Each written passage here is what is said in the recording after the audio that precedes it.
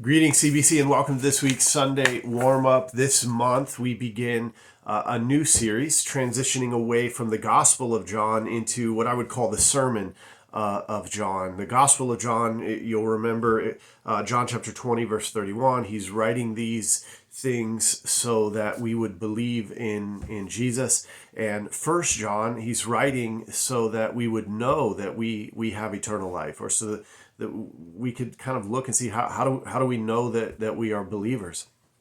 So this month, or starting this week for this month, a number of things that I would encourage us all to do that would be very helpful. As we start into a new book, a new letter, a new gospel, it's really important and helpful for our understanding of the text to get some background information. What was the audience? What was the purpose? Why was the letter being written? We don't want to run too quickly to making the letter's practical applications about ourselves until we really understand what was it originally saying. Very simply, as I'm looking at a text, I want to know what did it mean back then, and then begin to prayerfully discern what does it mean for us today. So some ideas.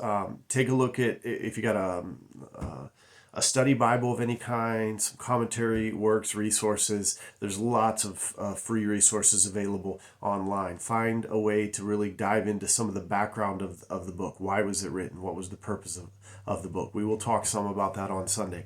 YouTube, just YouTube background of First John. The Bible Project guys, they always have really neat little introductory videos that are sketched out.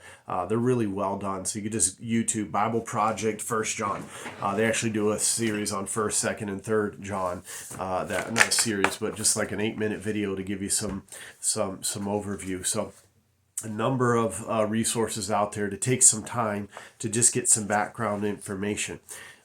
Also, even before that, one of the things I would do, it's not long, is find a space of time this week and read the 5 chapters of First John. It's not long.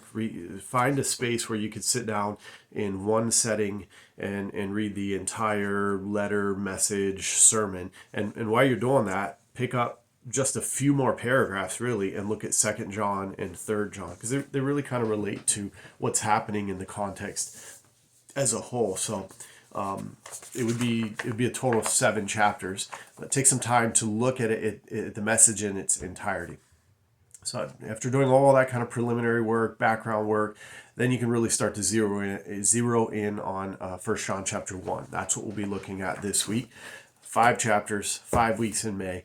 So each Sunday we're going to look at some highlights, some kind of lean into just a few little specific areas. Tough to cover the entire chapter, but that's the work we'll be doing on our own. And then when we gather on Sunday, we'll just be looking at a few things. So this week, 1 John chapter 1. So if you made it this far in the video, what we have for this Sunday is 1 John chapter 1. I would highly encourage, highly recommend prayerfully reading the entire message of 1 John, and then picking up 2nd and 3rd John, and then looking at some background information just to get a little bit of depth of thoughts about what was going on. You'll find a lot of those clues within the message itself. That's a good time to be taking notes and noting those things. All right, that's everything for this week. Looking forward to starting something new here, and it really lends itself well into some further applications from things that we've been looking at through the Gospel of John. So we're going to see a lot of really interesting practical overlaps from what we have been studying for a long time now in the Gospel of John, as we see that in 1 John. All right, let's be in prayer together. Be in prayer for me, please, as prepare and just kind of linger through these words this week.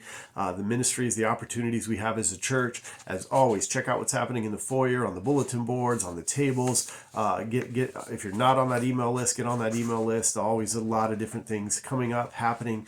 Bible study groups, community groups, activities, events to get involved, all sorts of things to be able to connect. So looking forward to seeing you on Sunday. Have a wonderful week. Let's be diligent in our studies and preparation as we warm up and get ready to come together for our time on Sunday morning. God bless you guys.